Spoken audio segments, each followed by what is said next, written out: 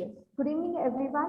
A very warm welcome to one and all who have virtually joined us for this wonderful international conclave that we have today on Neo Business Practices for Evolving World. So we would have the first session by Mr. Prakash KARCHERLA, followed by a thoughtful panel discussion where we will have the panelists joining across the world for the same.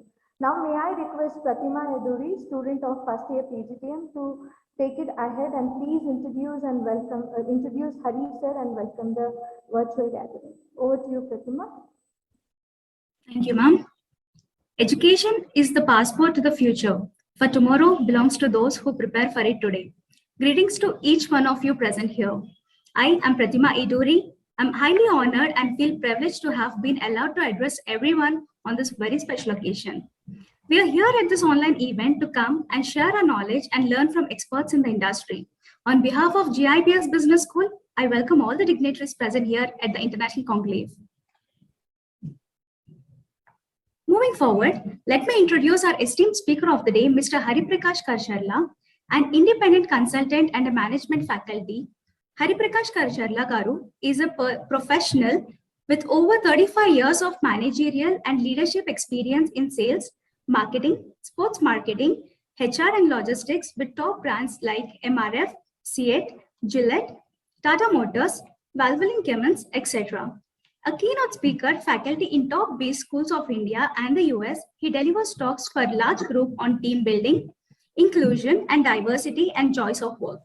An active sportsman, he is a mentor for national level sub-junior players and plays veteran circuit tennis and squash in India. Proud recipient of awards from Sri Ratan Tata and global leaderships of MNCs. Excellent track record as a leader, innovative marketer, people manager, trainer, and mentor. Was instrumental in developing Ceat cricket ratings at Ceat and Valvoline's foray in IPL cricket and signing off Virat Kohli as brand ambassador. Visiting faculty in top B schools, sport management institutes of USA and India like IIMs. We are delighted to have you here at GIBS as a speaker. I would like to request you to commence the session and enlighten us with your expertise. Over to you, sir. So, thank you so much, Pratima, for the elaborate introduction for this session. And it's my pleasure to be a part of this international conclave of GIBS. I think GIBS is always ahead of others when it comes to organizing conclaves in different disciplines within marketing, and also it's a trendsetter when it comes to actually trying out new ways to actually enlighten the student community who are taking up business management. So thank you so much for getting me here, and without much ado, I wanted to take this session in such a way. Screen sharing you'll have to give. Lakshmi ma'am is there. Let me just, yeah, okay, yeah, I got it. Yeah. So what I wanted to do in this session, we have about close to 200 people joining from different places. So it may be worthwhile that I actually get the slides going on, and then let me use say about 40 minutes or so. Now it's about 4:10. Let's take it up to 4:45, 4:50. This PPT, and then I will reserve about 10 or 15 minutes for the question and answers. One of you can read out the questions, and I'll be glad to answer that. So I hope you guys are able to see the slide. Yes, sir. Yes, sir. Yeah, very good, very good. Okay. So when this subject of Neo Business Practices for the Evolving World was told to me by the Dean Lakshmi ma'am, I was thinking about evolving world itself is a ever evolving world. And then for people like me or anybody who has spent about 35 years in corporates and the business world, there are different eras where you can think of, whether it is 80s when we started our careers, or 90s when we actually grew in levels and managing some businesses and people, and then in 2000s and a little later when we took up leadership roles. The business practices actually changed the world and changed with the world. So I'm tempted to start this presentation going back to times which we are also not aware. We only hear, we only read about the times when business practices were limited to people coming together at a common place and exchanging goods which they had in excess and taking the goods from the other who had the ability to supply because he or she had the excess and the other receiver needed that particular goods. Invariably, the business practices that point of time were need-based and needs were all basics. When we talk about basic needs, we can talk about food for survival, clothing and shelter, and a bit of cattle, bit of firewood. So this physical meeting of people and exchange of goods with little value for value of goods was there in the medieval times. Then the evolution of money from barter to gold to precious metals to normal metal coins to paper money. Then we are in an era where we don't use paper money at all or very minimally. So we talk about plastic cards, the credit cards revolution, the electronic money, and the cryptocurrency. Why I'm introducing this money aspect to the entire topic of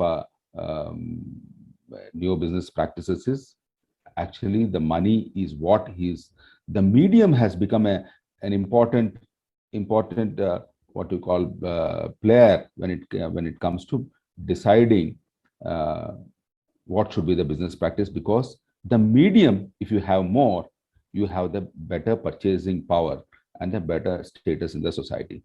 So, and even the businesses also are big if the medium, that's the money, is available in plenty. So when you talk about businesses and business strategies over the years, the evolution of an era where the medium, that is money, became a determinant for the assessment of successful businesses, growing businesses, and all those ranks and all that we see these days are depending on market capitalization, turnover in sales, all in rupees and dollars. So money or the medium has become such an important part of the entire business strategy and tactics.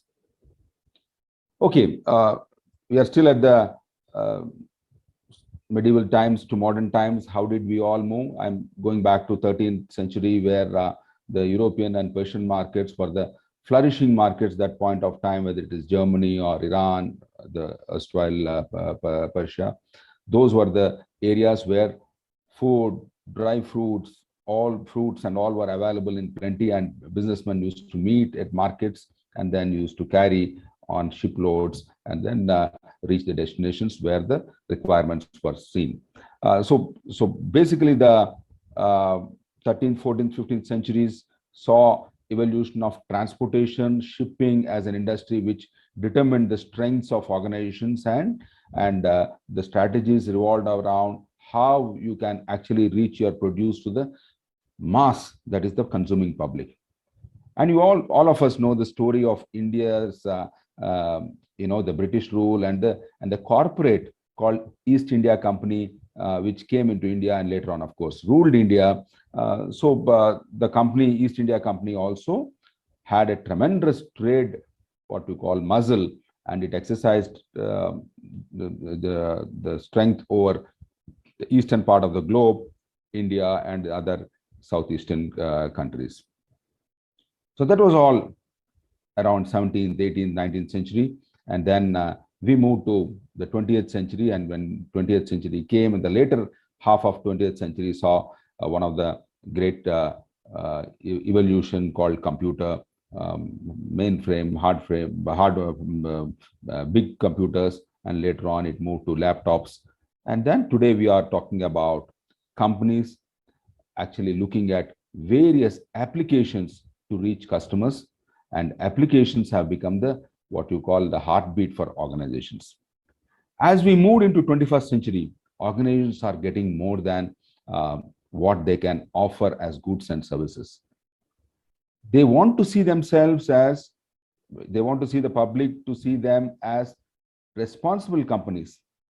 So environment, social care, corporate governance, all these things have come in, which have made companies realize that in their tactics, in their business practices, the elements like environment and climate and all have to be included in their business strategy.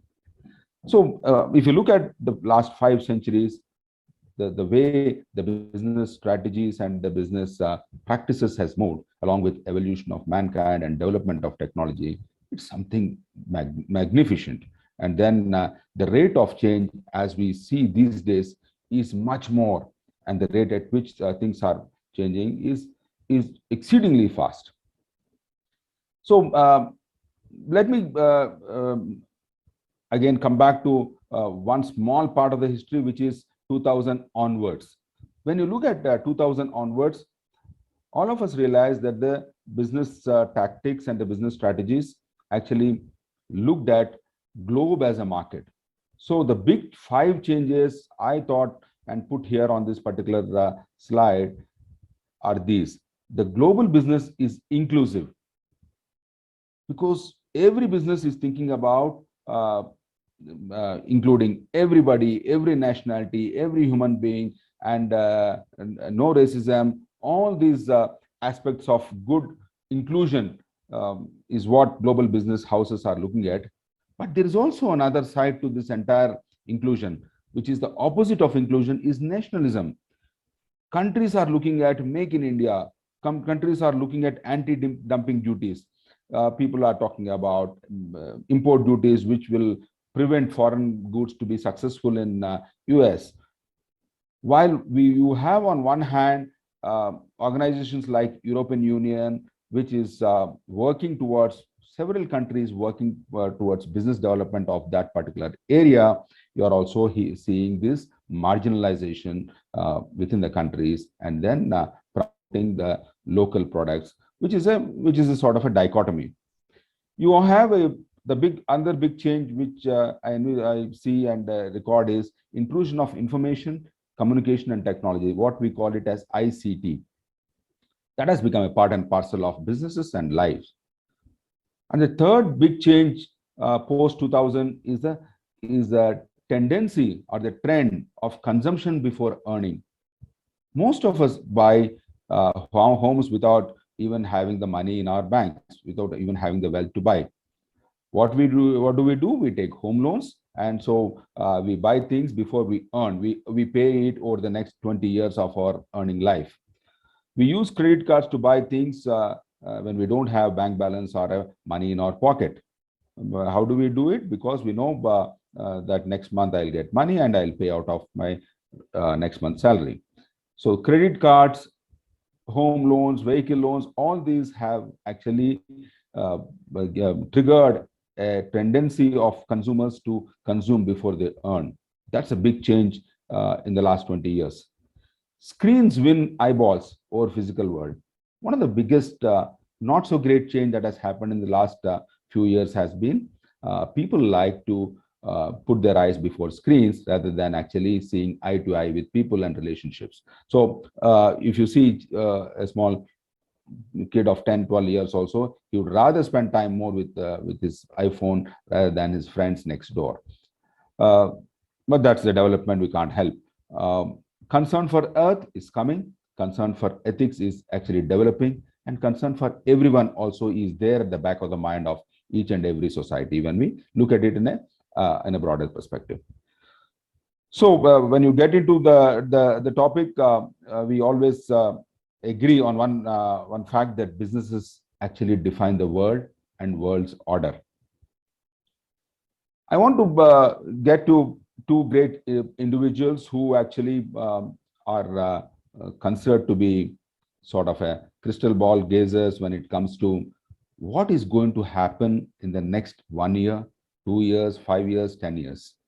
One is the Indian national by name Ruchir Sharma, who is an economist and a extremely what you call knowledgeable economist when it comes to world economies and what will happen in the next few years his predictions have come out very correctly over the last 7 years. And NDTV does this program, Top 10 Trends of 2022, and taking cue from what Ruchir Sharma has said, and the other gentleman's assessment of what are the future trends. I'm looking at the great writer, Yuval Noah Harari, who is known for his great works in the last 10 years. So both of them believe that going forward, the birth rates are declining. So number of people in the world probably will come down. I don't know, we may not believe it being in India and China, but that's a trend the world over. And we need to accept that China is going to be the superpower, yet the language English dominates the business community world over. Even Chinese also learn English. Indians with multiple languages also go back to English when it comes to business communication. The tendency of the globe is to go debt. Global debt is deepening. 25 nations have 300% debt over their GDP. So, and that includes USA, Japan, and economies like that. India has got about 175% of its GDP as debt. So, world is living on loans. So, what does it mean for businesses and companies? They're existing currently, whose earnings are less than the interest burden they pay. So that's the era that we are into. Greenflation is definitely there. All of us will talk about it later. Physical world is still important than metaverse. People want cars, people want refrigerators, people want air conditioners, people want travel. So physical world is still there. And as per the blue lines that I put is what Yuval Noah has said. An education system that doesn't stop at 18 or 24 is what is going to be the evolving phenomena when it comes to learning. And AI forces people to learn new jobs every decade. AI is going to take over the entire scenario when it comes to workplace. And so obviously the business practices have to incorporate AI. These are what are the readings or the crystal ball gazing of the two experts. I wanted to take this session ahead by looking at the fundamental functions of business management, manufacturing, marketing, human resource, finance, and the leadership as a whole, or business support functions. Look at the 4 functions or 5 functions that we are talking about here. What are going to be the practices in the Neo world is what I want to touch. Let's first touch my manufacturing system. Bernard Marr is an expert in manufacturing systems and productivity, a consultant and a writer. According to him, there are a few changes that are going to happen, and I have listed, quoting him here, IoT in manufacturing and intelligent factories are going to be the future. You will find less number of people operating the machines, and the machines will be operating the machines and the operating system. So that's going to be the trend, and that trend is seen mostly in automobile business manufacturing companies, especially in Korea and Japan, and it's slowly going to come in even in labor-intensive countries like India. Outsourcing as a strategy. So a company which actually makes iPhone is probably not in America where their headquarters is, but then the company is somewhere in Sri Perumbudur in Chennai, or somewhere in a small nondescript place in China.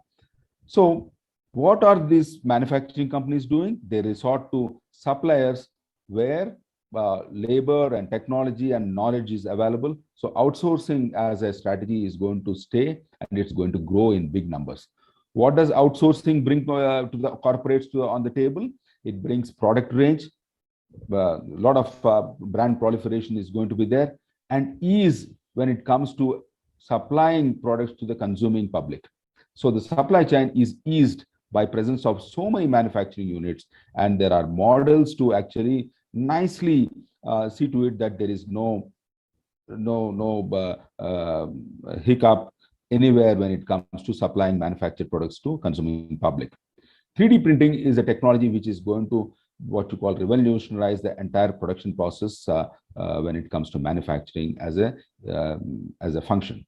Robos and Cobos. Cobos are again nothing but robots, but they coexist with workers on the shop floor. So we are going to enter an area where we'll be working alongside robots. That's what is going to happen in the manufacturing system, and corporates which actually incorporate this as their business strategy in the Neo world will definitely be benefited. Automatic material replenishment. People talked about just in time when it comes to Toyota and all these mobile manufacturers. But here are the systems where automatic and automated material replenishment systems are going to, the supply chain is going to be so robust, and the quality control is completely going to be digitalized. There's no need for a person to sit there and see whether all sides of the product are nicely done or whether it's functioning. So the digital quality control is coming to stay.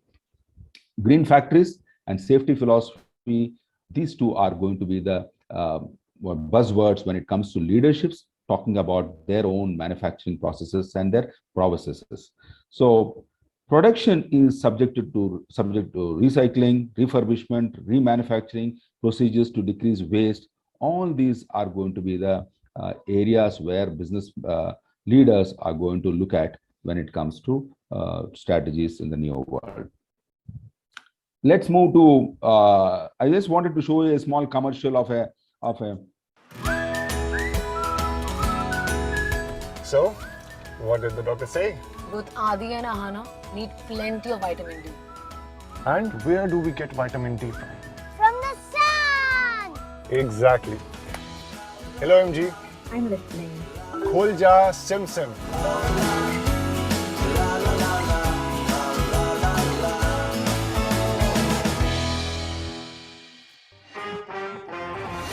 I hope you people got to hear the audios also well. Any hitch there, Pratima? No, sir. Sir, it was perfectly fine. Okay, great. Okay. So I wanted to leave the screen also there at the end of this advertisement, which says Morris Garage since 1924. Morris, which is a British company, has actually been a Morris Minor maker for many years. Very, very conservative company with manufacturing facilities in the old London. Extremely solid old cars, gas guzzlers. But look at the way in the Neo world has changed a company like Morris also. What did it do? It's a company now looking at things like internet in the car. You don't even have to go to the car to start it or the AC to start. So that's how Morris has actually evolved. So when we are talking about manufacturing facilities and manufacturing excellence, wherein consumers get what they want, convenience at their fingertips, convenience on their phones. So that's how even an automobile manufacturing, a car which is supposed to take you from place A to place B, is now doing a sort of, it's a music destination, it's air-conditioned environment. So look at the way manufacturing has actually transformed over the years, and also look at what are the things that are going to hit us as we go forward.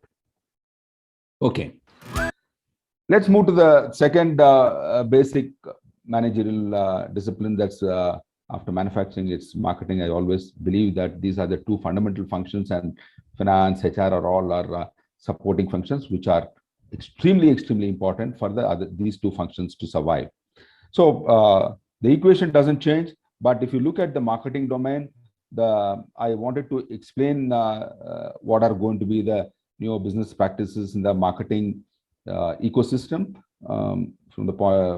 If you look at the 4 P's, the product is supposed to be more and more relevant and state of the art. Look at the products that we are getting these days. If you look at a typical OnePlus telephone, which is extremely good camera, which is extremely good for your entire communication system, or an iPhone, or a Samsung LED TV, which gives you a complete cinematic experience. So we are looking at a marketing ecosystem where the marketer has to market all those products which are absolutely relevant, state of the art. Only then that product will get the acceptance of the public. So the first P, that product, you need to get it right. Very, very relevant and state of the art, and also so very responsible. I also wanted to put here a product called Mama Earth, which is talking about absolutely no chemical cosmetics for child skin, started by Alex, and it's a runaway success because of the extremely relevant product and a responsible product. So that's what marketing, and when they get into marketing, they have one victory because they have a product which is a runaway success. Look at the price.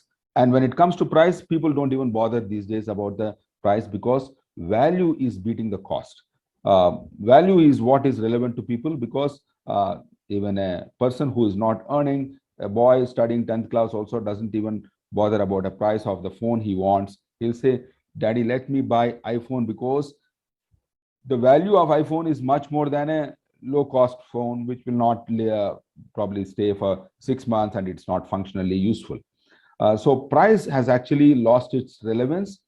When I say relevance, price has been overtaken by the value that the product actually offers to the public. The third plea refers to the place. And in our times, we used to think about the channel of distribution, where it should be available, the place at which the customer can go and buy conveniently. But today, in the new world, we are referring to place as everywhere. The product has to be everywhere. When we refer to the term everywhere, the first place that the product has to be available is on his palm. The product has to be available on his mobile app. So, well, we will also like to go to the shopping mall and also indulge in shopping physically. So those are all given, and they are the threshold levels. But when we looked at e-commerce, I think this apps and the availability of products on the phone is going to be extremely relevant. The fourth P, which is promotion or the communication, the importance of content is going to grow and grow further. That's why we say content is the key. When we send a message to people, the days are these are the days where you are bombarded with millions of messages every day. There is one survey done by Gallup research agencies, which says that there are something like 80,000 messages that are hitting you every day when you get up and you go to bed. On an average, it could vary from city to city or country to country. But look at the extent of messaging. So what does it lead to? Smart minds and smart strategists need to think about right content and right messaging. So the promotion is not going to be effective if your message is not effective and the content is not appropriate. Here we need to the other marketing changes and the areas that to look for is marketing analytics. That is going to be the future, and that gives a cutting edge to organizations, because analytics show you what is there and what you should also do. We are talking about predictive analysis and prescriptive analysis. Marketing analytics these days have gone to an era where they prescribe what is to be done. So marketing domain has to look at analytics very, very seriously, by which they will be benefited a great deal. Well, when it comes to media in marketing, digital and social are here to stay and here to grow. And not that, since I have not mentioned the traditional media, it's not that it is going to be out of fashion.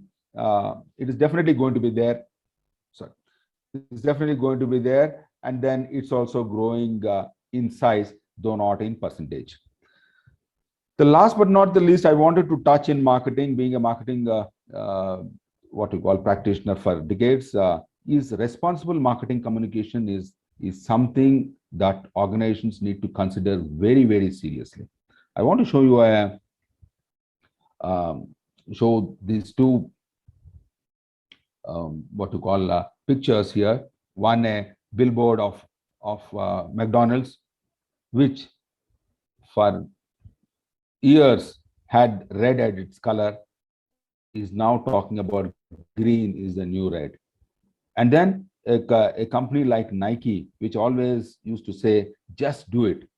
But when it comes to social situation that prevailed last year when Black Lives Matter issue came, it changed its tagline for once, don't do it. So organizations are extremely sensitive to the current topics that are sensitive, whether it is earth, environment, climate change, or inclusive or anti-racism. So it may be worthwhile to consider being responsible when it comes to your marketing communications going forward. Okay, one commercial here.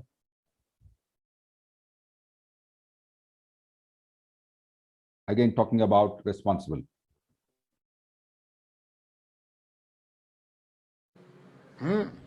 Call कर दी थी, वापस से reconnect हो रही है।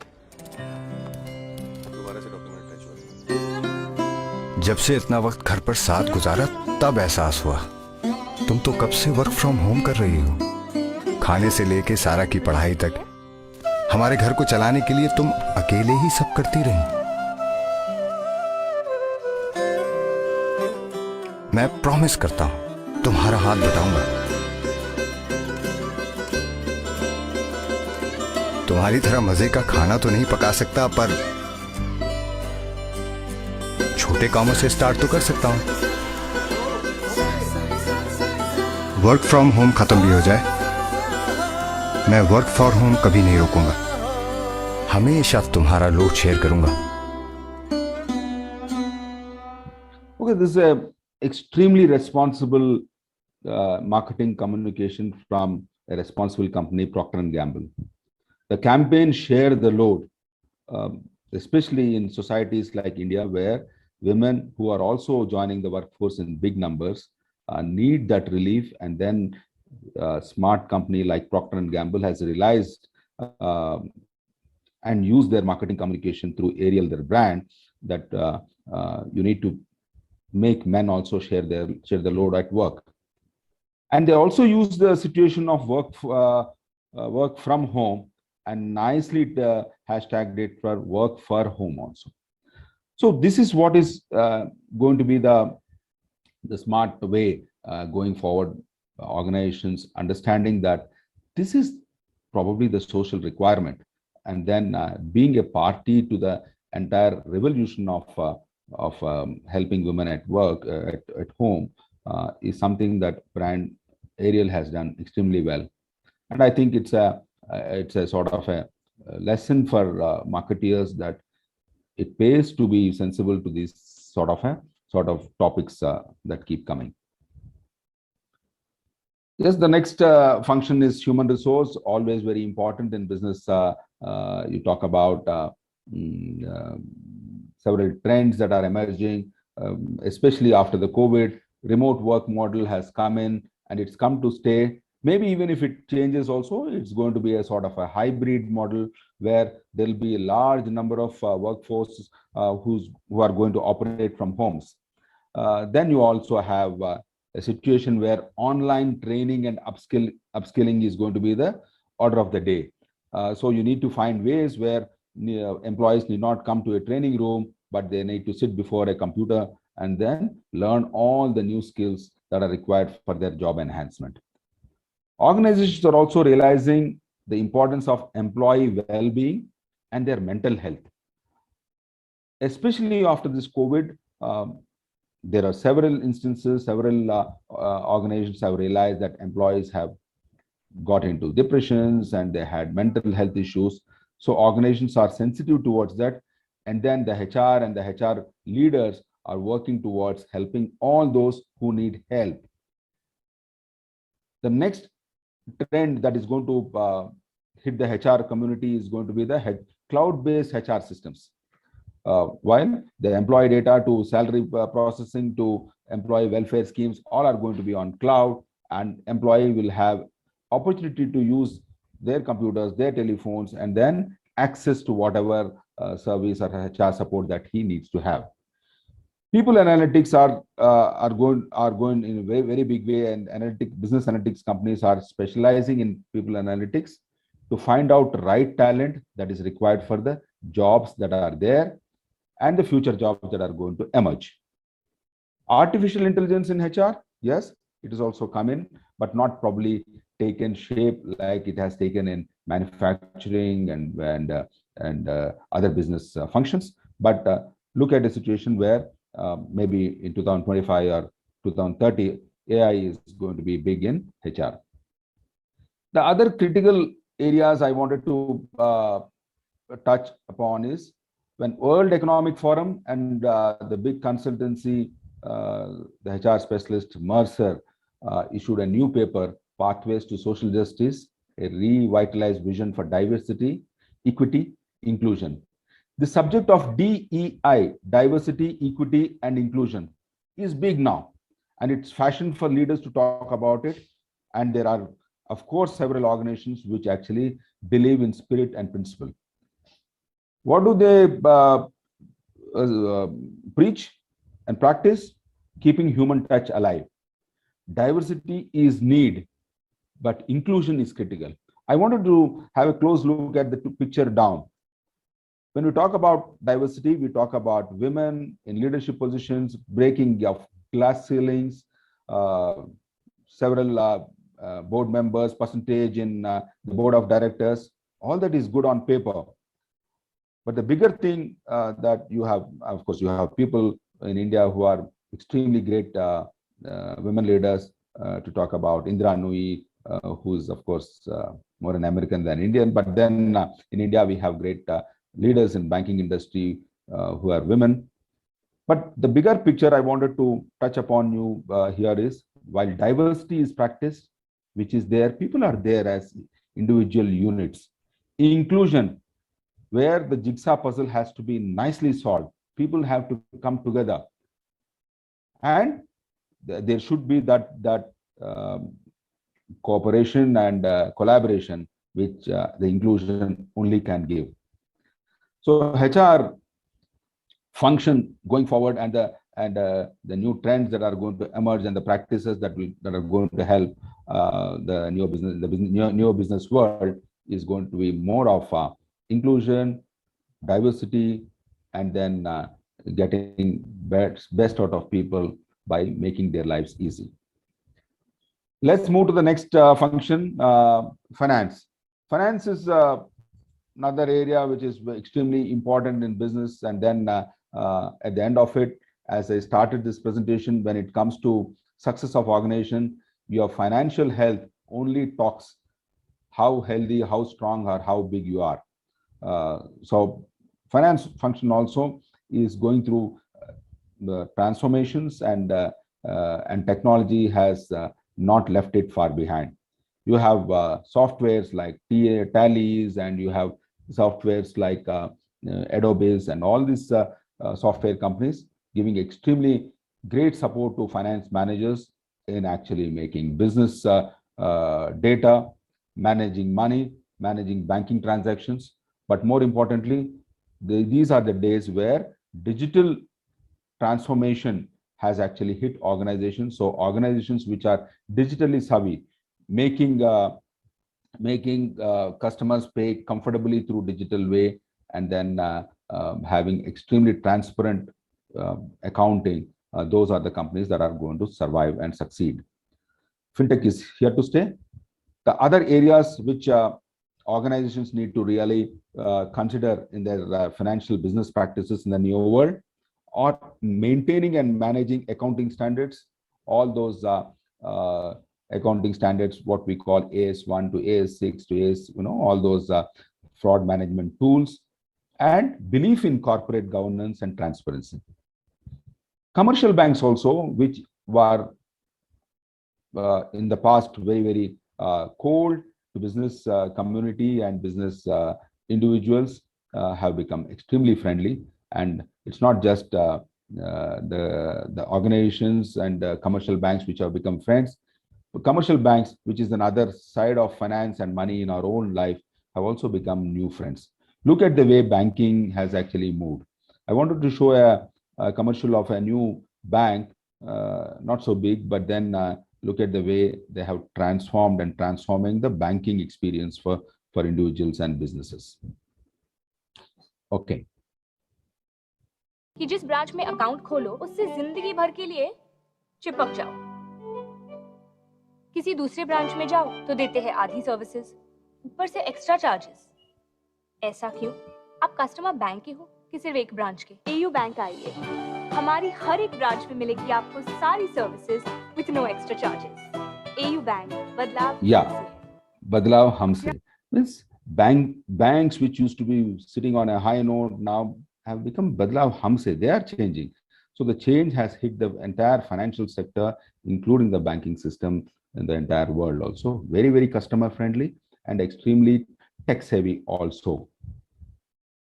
Okay, the last, as we come to the last 3 minutes of our talk here, I wanted to touch the last aspect of businesses and the neo world and the practices.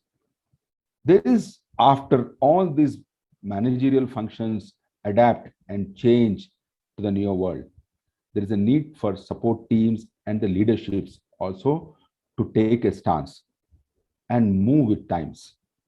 Look at the functions like legal, IT, logistics, general administration of offices. Their particular role is going to be more of business support responsibility.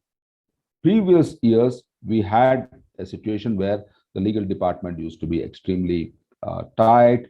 IT used to have its own norms, and they were a sort of a silo in organizations. Logistics had its own constraints. Administration department, which used to help on facilities and all, were not very, very open to suggestions.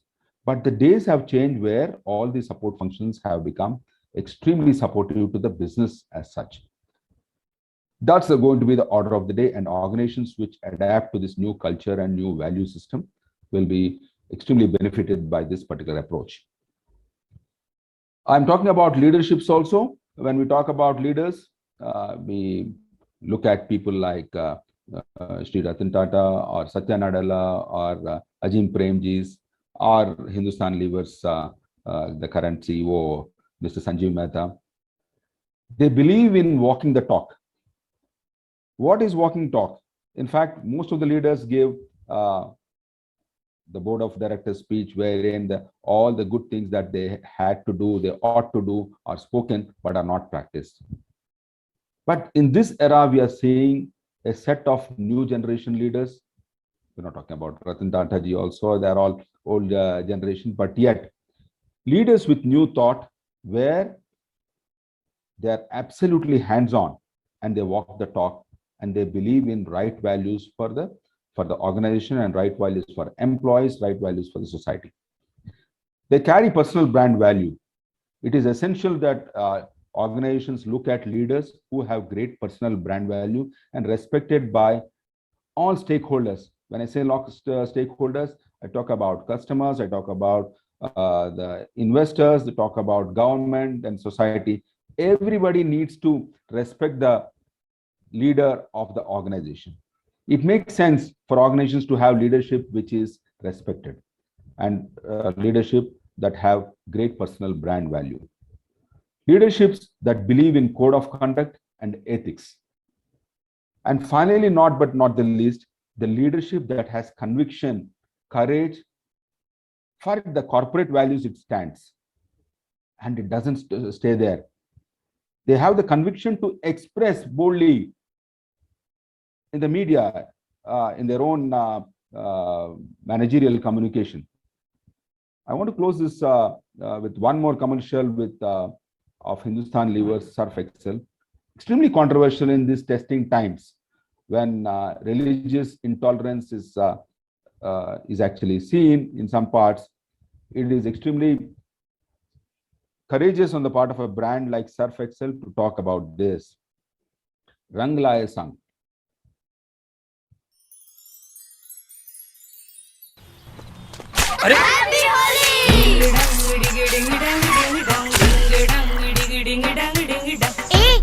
फेंक के दिखाना बस घर से निकलो खेलो खेलो यारा रंग इंद्रधनुष के जैसे रह लो सारे संग। अब तो मार लो ना। सब खत्म। बाहर आ जा, सब खत्म हो गया। मैं तुझ में तू मुझ में, अपनी दोनों की है एक ही दास्तां। अपनों के संग रंग लाए संग। नमाज पढ़ कर आता हूँ, बाद में रंग पड़ेगा। अपनेपन के रंग से औरों को रंगने में दाग लग जाए तो दाग अच्छे हैं। Surf Excel. This particular commercial was quite controversial. In fact, the marketing team, after making this commercial, was not very confident whether it will be liked by people because, it talks about Hindu-Muslim unity. But the leadership in Unilever India, Mr. Mehta and team said, let's stand for those values of religious tolerance. And then so nicely depicted through children, the girl who is a hero here, actually supports the Muslim boy, and later all the kids actually stop throwing color till the boy goes and reads the namaz. So it requires conviction. We are talking about practices in the new world where you need those leaders with conviction, and that's how the corporates may reap successes through convictions. And as I close, these are the few points I thought maybe worthwhile going forward for organizations. The need for agility and alacrity, what I call as A, B, C, D, E, F, Gs. Alacrity, business intelligence, customer focus, dedicated workforce, ethics and values, financial acumen, and finally growth mindset for organizations, which is essential for organizations to pave way for great successes as in times to come. These, according to me, are going to be the good Neo Business Practices in my limited wisdom and from the sources that I have collected and presented before you. And I'll be happy to take a few questions as we come to almost 4:50. So we have about 10 minutes time or 5 minutes time to look at the questions, please. Thank you so much, sir. It was very interesting. Thank you so much for sharing your thoughts on the new business practices. May I request all the participants to please post your questions on the Q&A section, and sir will take one by one. We have one question by Rajiv. He's asking, by 2030, how can better digital platforms benefit the world? Yeah, I think Rajiv's question is very relevant. I'm not even looking at 2020, it may be 2025. Better digital platforms are going to help world not just in solving business problems. They may be digital platforms are going to help extremely large communities which are deprived of basics, which are deprived of basic food, clothing, transport. How digital platform of a single sector within India like banking in this last few years of the government's digitalizing the entire bank payments and the digitizing bank accounts for laborers who are in the interior of Bihar, Orissa, every place. You can see the difference that it has brought to the lives of people who get their money sent from the bank with no cuts and hitting their bank account. That's one aspect of the digital platform. There are things like your travel arrangements that you need to do. All of us are comfortable using platforms, travel platforms, and so many other platforms that are coming to make lives easy. Big bazaars have become, from big bazaar we move to big basket. All these things have these platforms and apps have made life much more easier. And going forward, I think things are going to be much more easier thanks to digital world. I hope I answered your question, Rajiv. Yeah, we have another question by Dr. Padma Priya. How the role of educators of business management courses is changing because of this, I think, is what she's referring to. Yeah, Dr. Padma Priya, my view on this is, I think the bulk of the role is on business educators, not because they are there to teach. They are also, they'll be burdened with the aspect of learning while teaching. Going forward, the professor who teaches analytics is supposed to learn, initially probably he would have learned R, now Python, now something else will come, Cobra will come. The role of educators these days is going to be much more challenging than a student, because the student will study for 2 years and get his degree and post-graduation, whereas the business management educators need to study for years. They are going to be educating. So it's essential for educators to be a good student first, and then the other role which I see of business educators is to become friend to technology. Unless you are good at technology in operating things, you are not going to be ahead of the student. Not that you need to be ahead of students at all times, but it makes sense to be really good on technology and use of applications so that you are in tune with times. Okay, sir. Great. And we have another question by Dr. Shanti. She's asking, I think it's more or less the same question. As experienced individual, what are the skills required in this new world right now? I think whether it's individual, educator, employee, businessman, I think 3-4 things are going to be the threshold requirements. Knowledge of technology, agility, adaptability, and then you should also have this collaboration skills that are required, because what is going to happen with technology invading our public and private life is the collaboration skills of individuals probably will be in short supply. So the skill of networking, collaborating, and socializing, and benefiting the community by coming together will be one of the skills that could be really a premium skill going forward, along with other technological skills that we have talked about. I hope I have answered that, Madam. Yes, sir. Thank you. I think we'll take up the last question for the session. In the era where we are moving, this is by Varsha. She's asking, in the era where we have blockchain and cryptocurrency as the technology, what would be the future of traditional banking system? I think traditional banking is not what it was. The traditional banking that we are talking about today is not anymore a traditional banking that was there 10 years back or 15 years back or 40 years back. I think banks also have emerged, as I have, shown in one small piece of commercial, a small AU bank. You see even public sector banks also are into extremely modernization trip when it comes to accepting changes that have come through technology. Well, on aspects of cryptocurrency, well, it's a matter still under debate even at the finance minister level, and it's not even considered legal now. But there is no stopping development and technology. If cryptocurrency is going to come and stay, there could be several cryptocurrencies that are currently being there in the system. But again, the principle of survival of fittest will emerge, and then there could be few cryptocurrencies which will make the mark, and then the banking system has to accept this in their banking ecosystem. That's going to banking system. The role of banking system is very, very clear: to make the business exchanges comfortable and then make money out of helping two partners. Along with that, there are other commercial functions that they do, foreign exchange and all that.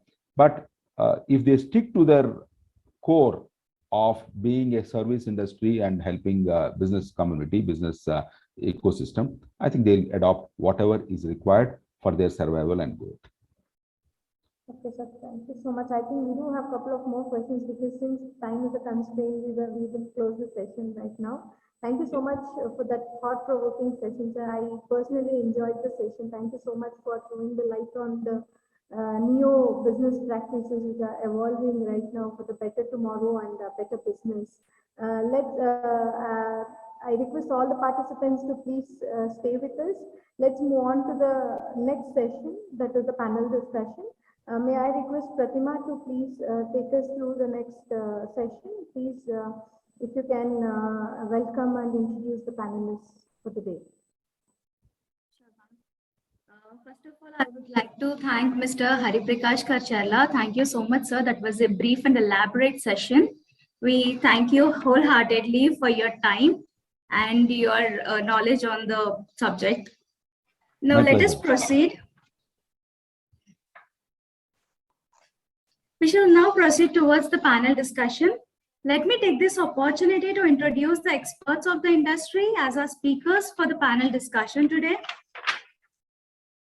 We have Mr. Mirko Vairo, co-founder of a tech startup in 2018 focused on AI SaaS solutions for media companies, NLP and vision intelligence.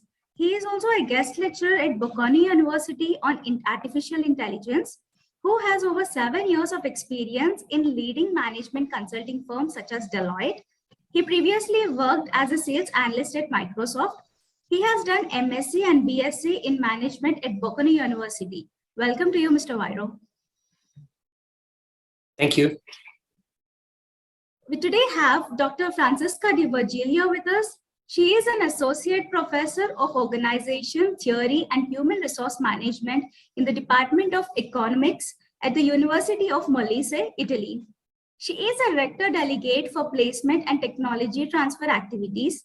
She received her PhD degree in organization technology and development of human resources from the University of Molise, joined with the University of Naples Federico to LUISS University, Italy.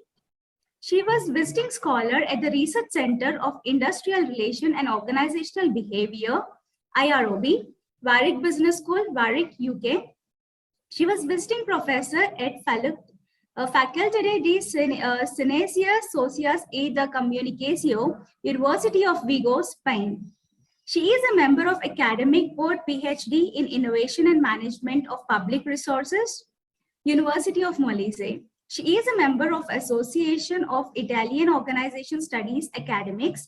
She is a member of Component Auditors MIUR for Program Evaluation and Research Products, Ministerial. She is an adjunct professor of Human Resource Management at the Prefecture Territorial Office of the Government, Italy. She has been published in national and international academic journals, and she has contributed more chapters to various edited books. Her most recent 2018 international book is Social Media for Knowledge Management Applications in Modern Organizations.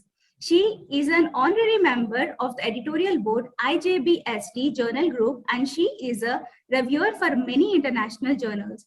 Her current research focuses on social media policy implementation, human resource management, and organizational behavior. We welcome you, Ms. Virgilio. Thank you for your presentation.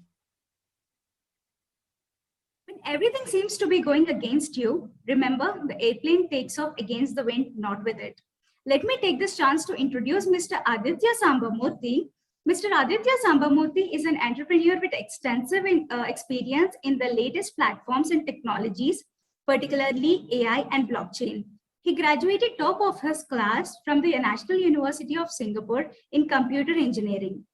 He spearheaded several key innovation initiatives at City Singapore. He has won over 3 national level awards for the extensive contributions and outstanding impact of his edtech startup in Lustro. Apart from his edtech firm, he also runs a green tech firm, Steer Clear Tech Solutions, wherein they're focused on building tools and platforms to support sustainable business practices. We welcome you, Mr. Samba Murthy. It's a pleasure. Now, let me introduce the moderator of the event, Mr. Mohan Kumar. Mr. Mohan Kumar is working as a practice head for Wipro Limited. He is responsible for digital technologies and in particular, hyperscale cloud competencies. He has 32 years of IT experience and has currently worked at Wipro for almost 15 years. He holds an electrical engineering degree and MBA in HR. He has worked with global IT firms and relocated to Bangalore after his long residency status in Australia. He is currently involved in community projects like youth leadership, is a beacon mentors management, engineering, and degree students, and is involved with Rotary Community and Environment initiatives. He is part of the Board of Studies, the Industry Academia Advisory Committee, member for several colleges and universities, and contributes to the National Assessment and Accreditation Council and National Board of Accreditation Assessments representing the industry. Mr. Mohan Kumar is certified cricket umpire, volunteers for global sports, events like the Olympic, Commonwealth Games, and organizes major sports events. He is a visiting faculty for several B schools. We welcome you, Mr. Mohan Kumar. Thank you, Miss Pratima. Thank you. Let me introduce. Moving forward, let me take this chance to introduce Mr. Alan Dodd, Google Workspace Practice Head Lead Global and UK Development Manager. Mr. Dodd has over 20 years of predominant experience in IT infrastructure and application, migration, visualization, and cloud-based technologies. He has experience in banking and finance, government, consumer, ENU, manufacturing, and pharmaceutical industries and sectors. He is also a Google Cloud Certified Professional, Cloud Architect, Chartered Fellow of the British Computer Society, FBCS CITB, TOGAF and AICTE Certified, IBM Certified Infrastructure Architect, Oracle or Sun Pre-Sales Master, IBM Certified Advanced Technical Expert. We are delighted to have you here at GIBS, sir. Thank you for your introduction. Mohan sir, I would like to ask you to take over the session, sir. Thank you. Very good evening, Ms. Pratima. Thank you for the wonderful introduction of the panelists. You have made my job easy, actually. Just to taking on from Mr. Hari, I think he has laid the foundation very nicely. The principles of the driving, how business models have changed, and I think I have learned a lot. He has taken to the back every step what we are going to now elaborate. And with our esteemed panel, first of all, the Global Institute, the business school itself. Today we are having International Conclave. Just to we are connected over 3 continents. I don't know if you are not. That I am here for a short business trip in Melbourne. It's 9:35 in Melbourne on a rainy day. It's a winter has set in, and we have people Aditya and Mirko has joined from Singapore. I think their time is 7:35, just to time check. And then Alan is around 1:35, I think, Alan, if I'm right. Almost, we're 12:30. Yeah, 12:30. And then Dr. Francesca in Italy is around 1:30, right? In the afternoon, or is other way around? Yes. Yeah. So fantastic. I think it can't get better than this name, International Conclave. With I would say totally around, we have around 80+ years experience. I'm just roughly, cumulative, as also the participants. A lot of people with a lot of experience. I think I just want to set up as a door opener or a conversation opener, saying that as we evolve from agri-economy, where we started, dawn to dusk, very easy. People spend time on the farm, and they produced, and it was consumed. And then we started automating in terms of, we used animals, of course, to get more productivity in terms of, so that people can do other stuff, right? So what we started, primary economy or the primary business from agri-economy, slowly, I would say, I wouldn't call automation. I would say to some extent help from sort of, animals you can call cows and bullocks in other parts of the world. And then we use the human forces to set up industries. And then when electricity was the first, what we call today internet generation, electricity was the game changer. And then the industrialization went through, a lot of productivity. People started creating stuff, and then people started even moving from what we used to say in Australia, they say going to big smoke. That means people from rural area coming to city in search of jobs. In terms of businesses, there was opportunities to set up things. Extension of the factories gave even other things. It's not just work and life. They also secondary. People like went to sports. They had a lot of time, with them. And then we had information technology. That's about, I had a lot of hair that time. Now you see, 35 years, it's consumed my hair. So on a sense of humor. So IT world has started, it's, early 80s it started, and that really shifted, the whole paradigm shifted. And then we move now to digital transformation. The world has transformed with the internet, and it's evolving further and further. And we really, having spent time in Melbourne last 2 weeks, a lot of changes here. People on the go, tap and go, the way they have, when I entered through the immigration, I didn't have anybody to even greet me. You know, the doors just opened for me. I didn't know that so much has changed, you know, in terms of technology, and not only in Australia, other parts of the world. What Gartner says is composable business. It's about how businesses are architected today. And with the VUCA world, vulnerability, uncertainty, complexity, and ambiguity, I think we see that now already. We have already seen last 2.5 years, and with again in Europe, it's a bit turbulent time, unfortunately, and how businesses have adapted real time. That is the ask of the day, how they can turn around, how can they be agile, and some of the things Mr. Hari also earlier spoke about it. And then how do we face the uncertainty, right? And hopefully today we have this panel discussion. We'll look into every aspect in terms of culture, in terms of workforce, in terms of wellness, in terms of how, in terms of risk, right? And then we look at the operation models, right? How things will change.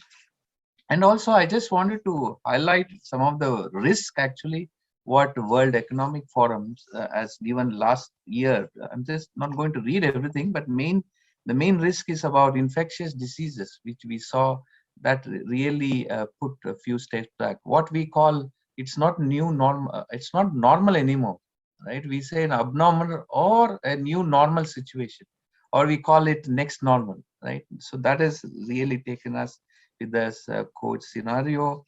And we can see pockets of climatic changes, it's in very different weather patterns. In India, we are seeing a heat wave, very unusual, and then weapons of mass destruction, biodiversity losses, and debt crisis in some cases. And the list goes on. That is what World Economic Forum has highlighted.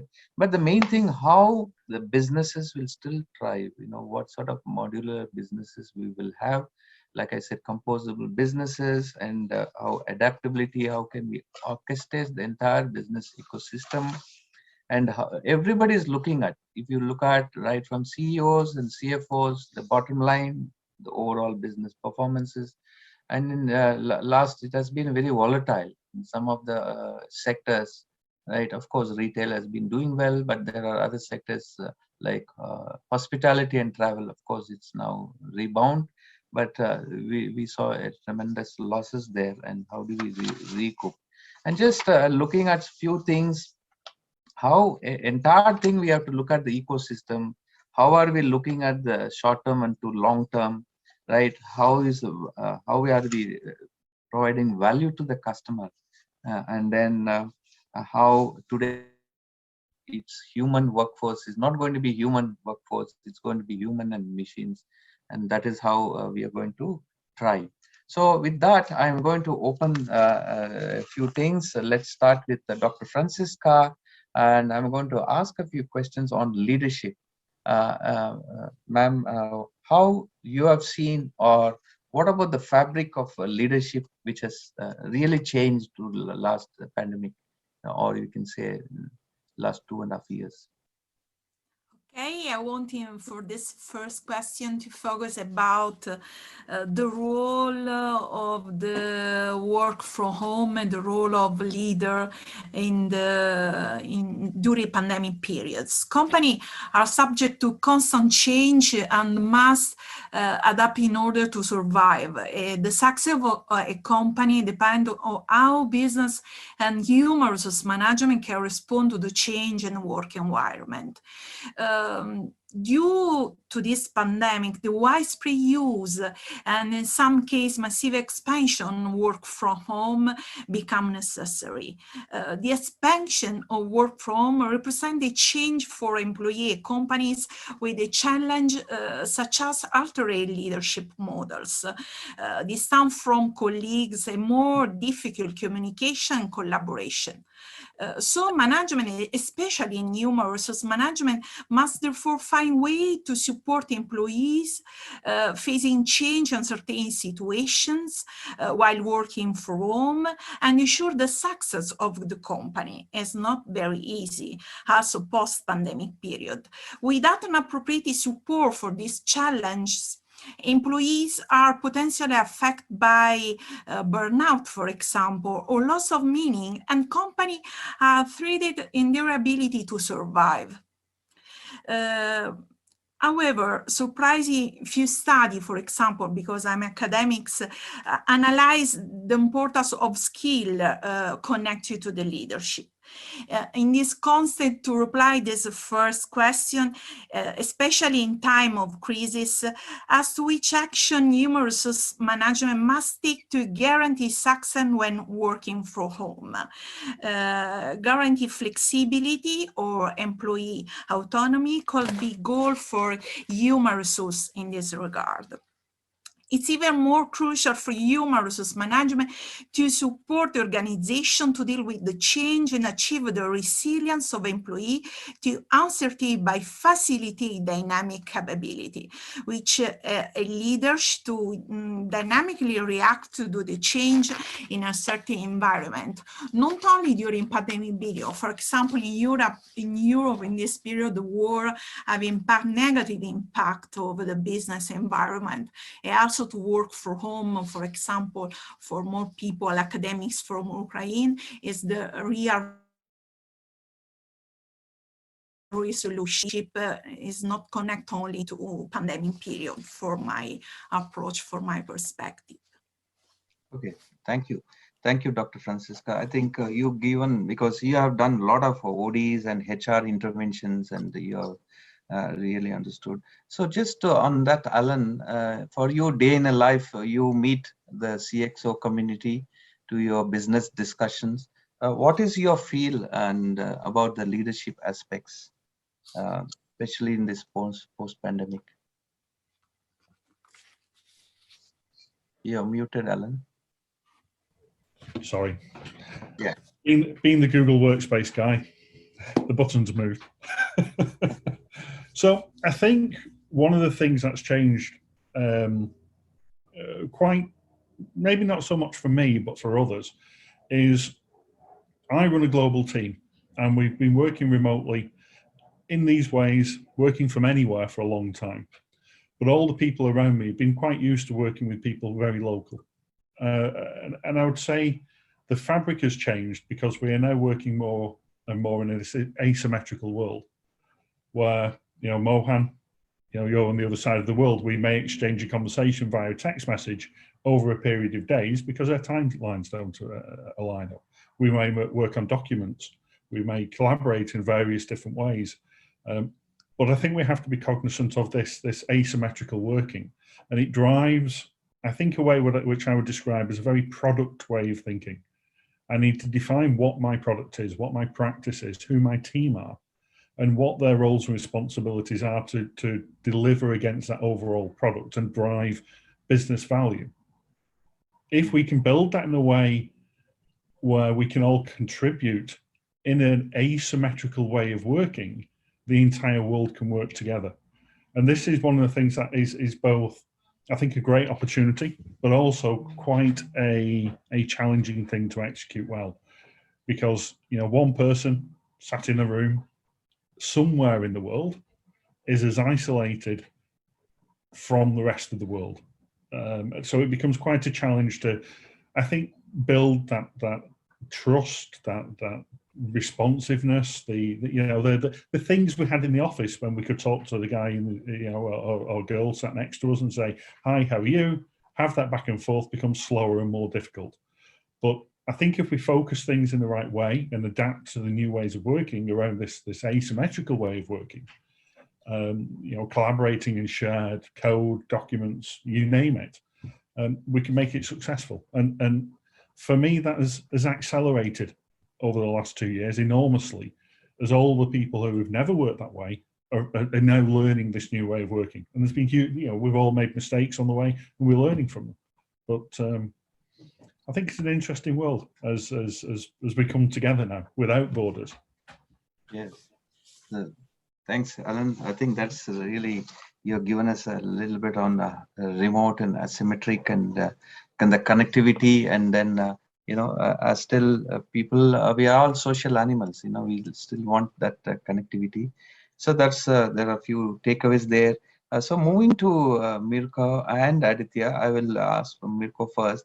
So as you have done a couple of startups and you've been involved in many things.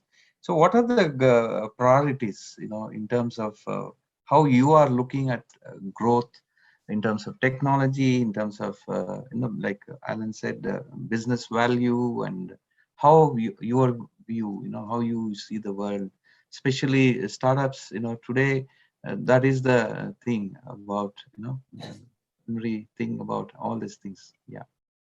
Yeah, Mr. Mohan, we have spoken sometimes about this topic in the last months, and honestly, across all this thing, especially for a startup, but I think that today you are observing this also in India for big corporates. For me, the workforce will be the real priority for the future for companies, especially for us that are really small, because in some sort of way is the enabler of all these kind of strategies that could be implemented, technology growth, managing of customers, and things like this. So the lack of resource, the lack of talent, the misalignment between the needs of startups today and what are the skills of people is becoming even more relevant.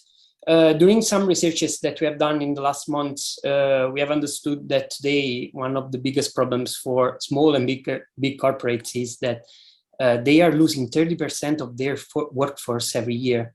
And this is tremendously difficult to be managed by companies. So for me, the next priority for CEOs will be with finance, with marketing, with strategy and all other stuff.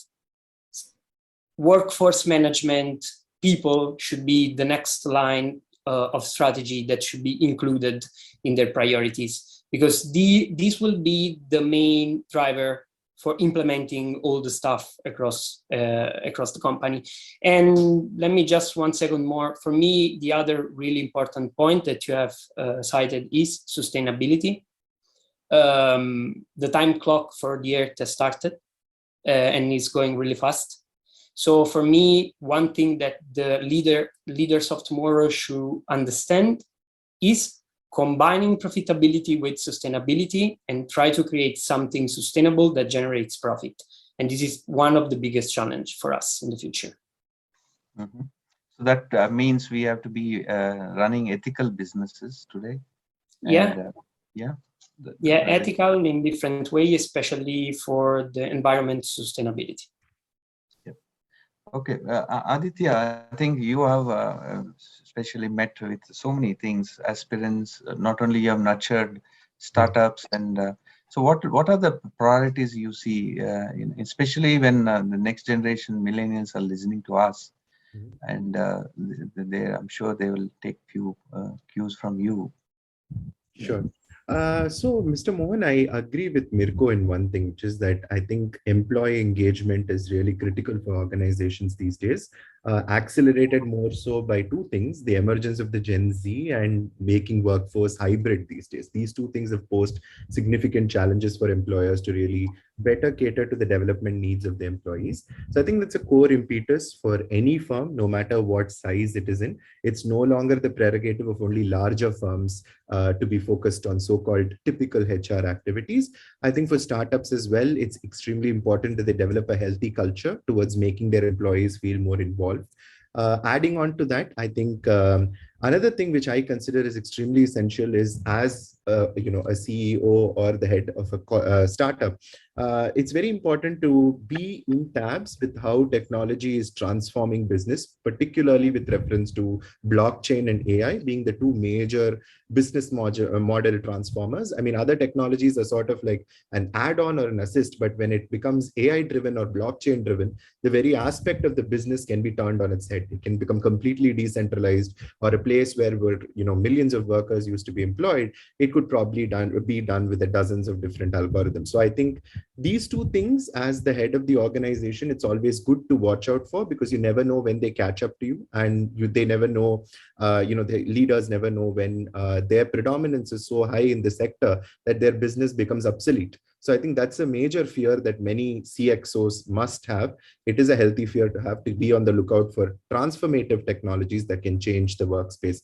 But apart from these two, I think sustainability, and to add on to it, a slightly bigger layer of being a purpose-driven organization. I think with millennials coming into the picture, it's more about, millennials of course are in, but Gen Z is coming into the picture. It's more about defining a larger social good for which the organization functions. It's no longer just about making profits and meeting the shareholder values. It's about stakeholder capitalism. It's about making all your stakeholders equally engaged in the value proposition that the organization or the firm has to offer. So I think painting a responsible image as a corporate or as a startup is critical to a CEO. So these are the three major imperatives that I see from my side. And just to add on, as Mr. Mohan pointed out, I do have some experience in helping talent reach out to different companies. I feel from the talent side, it's quite important to value a long duration of association, because I tend to see that the upcoming generation tends to be very flippant in terms of moving across different organizations. A minor observation would be that it takes time to nurture the relationship between an employee and a firm. And it definitely gives you a lot of payback if you invest in the time and energy in building the relationship, both in terms of your developmental goals, both in terms of your knowledge of the industry. So I really think that they should give it a bit more time than they usually give to assess what they have to gain from a firm, rather than quickly jumping boards. That's just my 2 cents about it. Okay, good points, Aditya. So we move to Dr. Francisca again, on how do we embrace change, cultural change. It's not only in terms of gender, and it's about age and millennials and Gen Z, but this culture plays a really important role in any business transformation. And especially next set of business transformation. So your views on that, please. Yes, around these topics, I think it's important to talk about the innovation management and the role of artificial intelligence, because it is the real challenge in this period, also for next generation, but also for the business. The opportunity to involve artificial intelligence in the innovative process, the question of when, how, and to what extent human innovation managers and artificial intelligence system can and should work together arise. This has been discussed and, in the research, in the literature, but usually from the perspective simply understand the artificial intelligence ability to perform and replace human workplace tasks in general, for example. And could artificial intelligence ever replace the human side of innovation management? The judgment of managers may be difficult to replace, and therefore the full transformation may be problematic. Developing and adding new innovation is often coordinated by a large management team that is motivated to explore market opportunity. The full use of artificial intelligence is challenged because it demands a new way of addressing a novel industry environment. However, its use is like to run alongside human management. Also, it's important to understand about the role of the skills, the leadership, the manager in this context. Because the use of artificial intelligence will likely make an important contribution to profitability when radically innovative products are launched and when the role of top management team is different in the future. This is my approach to this culture in the business environment. Thank you, Doctor. You have covered on the aspects of artificial. And just note that my son is doing final year law, and he's also working in a legal firm in Melbourne. He's been given 20,000 legal contracts. He's training the machine, okay, so that the machines will learn all the patterns and all the the contract clauses or the legal clauses, the legal judgments and all that. So he's training at the currently. So it's interesting. Thank you for that, Alan. Just on that, embracing change, right, and the cultural alignment. How do you see that's really plays a bigger role, right, in our business world? So I think again, I'll look at this through the lens of a product. If we look at the business world, we're looking to address that market with a product. The product has certain features, whether they be technical features or, in this scenario, they could be cultural features. Things like being respectful, responsive, having a green agenda, zero carbon, are all features of a product that we want to take to market. And so they set the very baseline of how the ethics of our company, the product, enter into that market and interact with the customers in that market. Things like AI, ML, help us understand how that market works, but also within our company, we should govern those same AIs and ML machines with the values that we want to embed within our product, because it means we're on point. We can then ever change, we can understand, we can adapt to that market and follow how it works. Fundamentally, I think the culture and the ability of the company to embrace change whilst retaining, its cultural values are those which mean a company, a product can address a market well and being aligned to the wants and needs of the customers within that market. Yeah, and you see many examples for that. For example, a company will adopt a zero carbon footprint, right? Somebody wants to use only EV, electrical vehicle.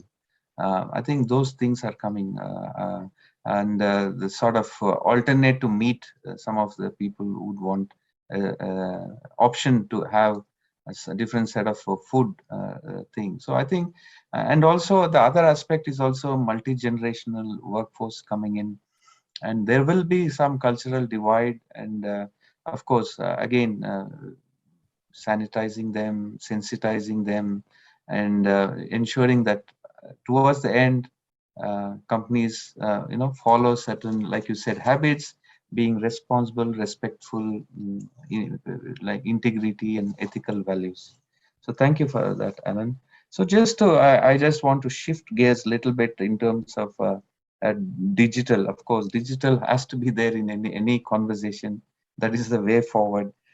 So just Mirko and Aditya, again, I will give a few things on what are the things that today you have use cases, especially you're building, both of you are building tremendous products, and I call it app world, right? Apps and all that.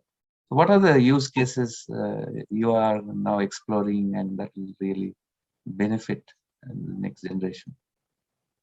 Please, Aditya, you first. Sure. So basically, in terms of use cases, there are a couple of technologies that are very interesting. So I come from the background of EdTech. So I think for us, some of the things that are interesting are AI and neuroscience and sort of the intersection between these two fields. I know that's deep tech, that's not essentially digital, but still in the interest of understanding that we see development of customized learning, individual tailored learning, with the advancement of AI into fields like deep reinforcement learning, that can really propel such kind of advancements in AI and EdTech consequentially. BCI, brain computer interfaces, that can revolutionize the way we manage upskilling, not just in an academic environment, but also in the organization.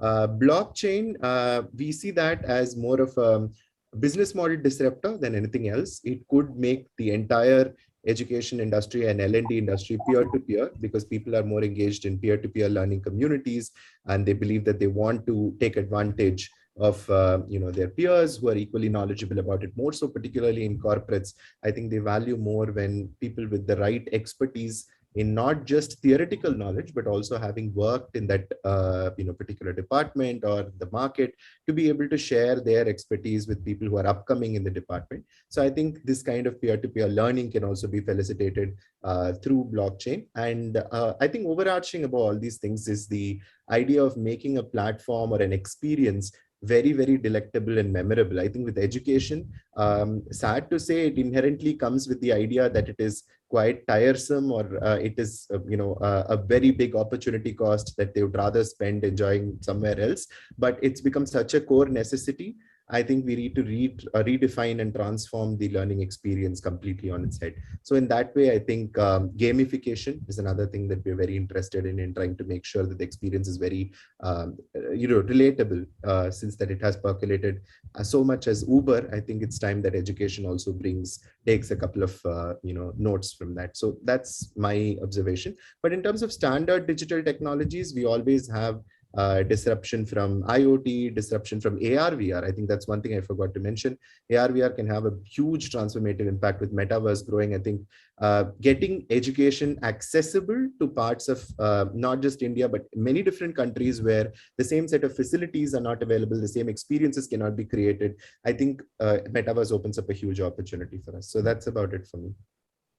Okay, good. Mirko, you want to add on? Yeah, sure. On my side, I would like to do a personal example, because next week I'm going to incorporate my new startup that will be focused on digitization of data inside the construction industry. And this is quite an interesting case, because, this is one of the biggest industry all over the world, $12 trillion of value globally. But the point is that today they are losing a lot of money according to bad data, like 1.8 trillion every year.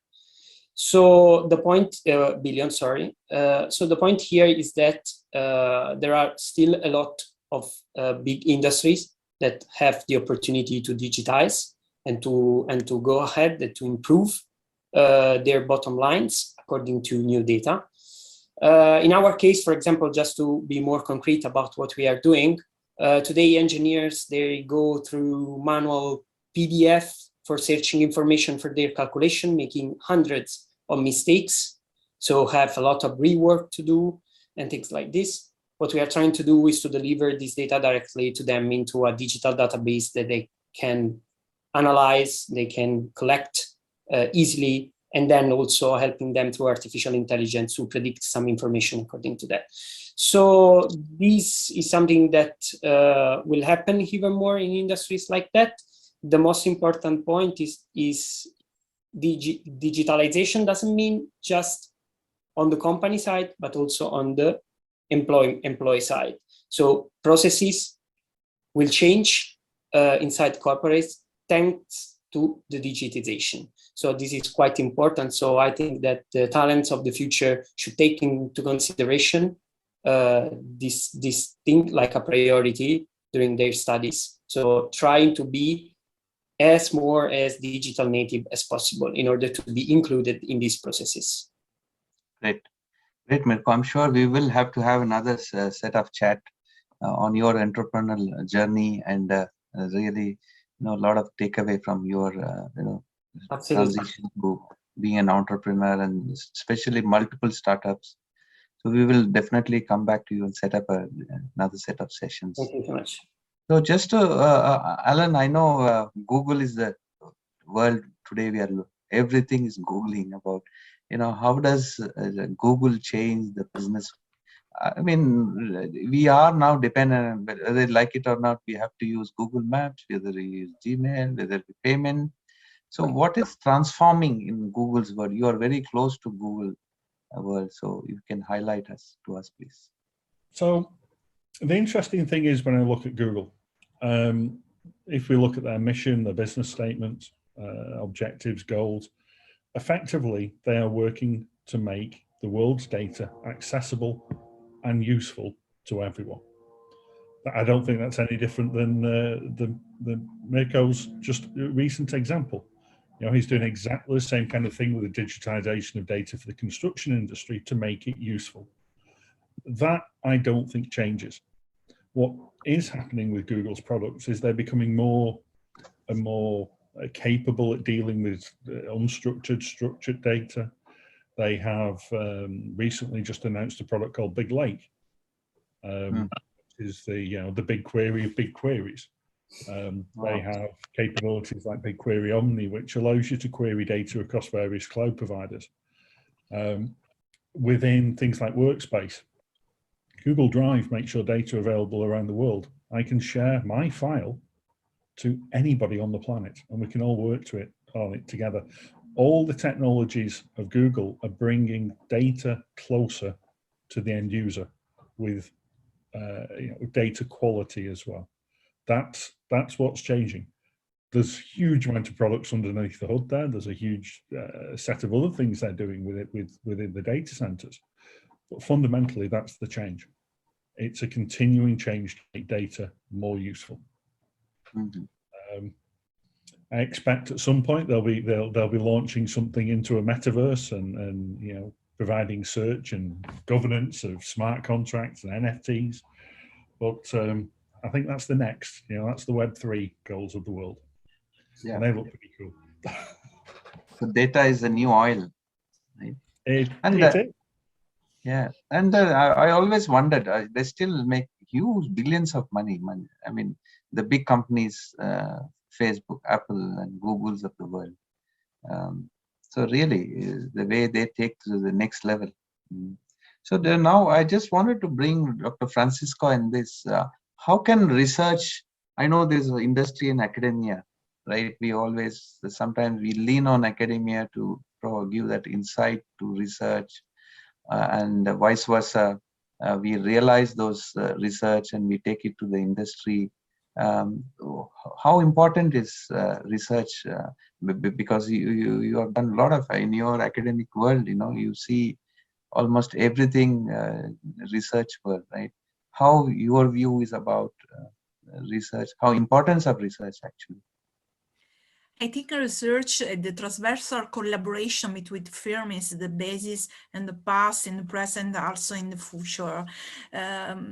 There are the lack in academic context because the study are focused on literature or the same on the past and the study. I think it's important to have improved the connection with the practice between research and follow enterprise ecosystem in the future to offer new, by the research, offer new tools. The manager, for example, the activity of recruitment regarding human resource management.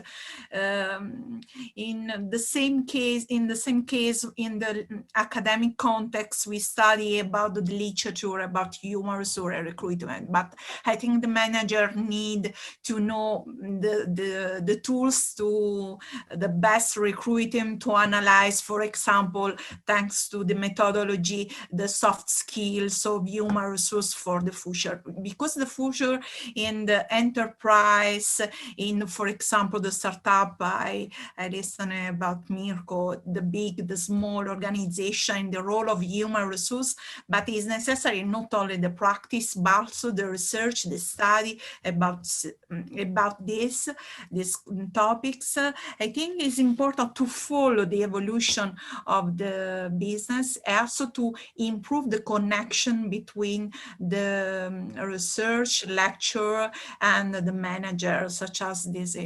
Today is a great opportunity for me to listen this important case study about the reality of managers that work in this great organization. The study is the basis, and also in the future, the scientific approach, for example, during the pandemic period, have the opportunity to know this important connection between the research and also to improve, thanks to the firms, the great organization to resolve this pandemic period. This is a best practice also for the future, to look the pandemic period as the first step, also for the future, the connection between research and fair company as the basis for the success for the future in the world, not only in Europe, or in particular country.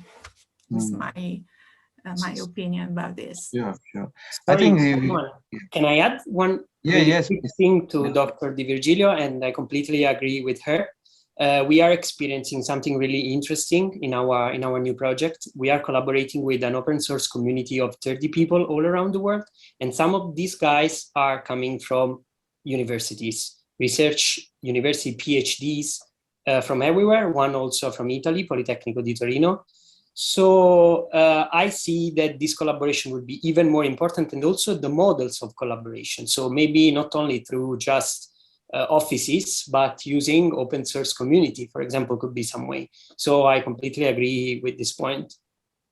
Yep. Yes, in my university, for example, about your approach is start Molise Contamination Lab is a form of collaboration between a new student, but I think you know about this in Italy, and the connection with the new startup. So I agree with you.